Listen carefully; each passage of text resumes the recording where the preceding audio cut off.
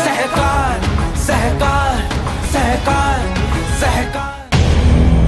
Article 25 जिसके ऊपर हम लोग स्टैम्प ड्यूटी भरते हैं ना, आर्टिकल 25 में 10-12 क्लॉजेज ऐसे एक्ट स्टैम्प के एक्ट इसको आर्टिकल बोला गया, कुछ 60-62 आर्टिकल्स है कि किस पे कितनी स्टैम्प ड्यूटी लगेगी। गवर्नमेंट इसको बदलती रहती है। ये पुरानी बुक है इसलिए इसमें 200 रुपया लिखा गया, लेकिन साल 2 साल पहले, साल 1.5 साल पहले 500 हो गया minimum. If relating to immovable property situated कितना लगेगा?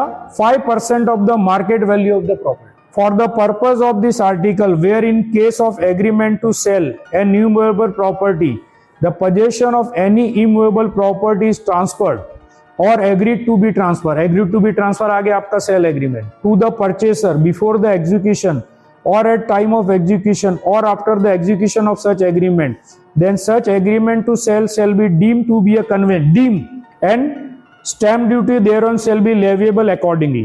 Provided further that where subsequently a conveyance is executed in pursuance of such agreement of sale, मतलब आपको उसके बाद कौन सा एग्रीमेंट साइन करना है?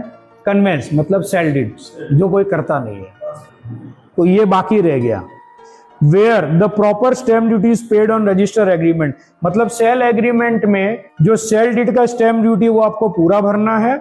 उसके बाद जब हम सेल डीड बनाते हैं तो खाली रजिस्ट्रेशन चार्ज स्टैंडर्ड है 30,000, उसका प्रॉपर्टी वैल्यू से कोई मतलब नहीं है, और आपको मिनिमम 500 रुपए स्टैम्प ड्यूटी भरनी है।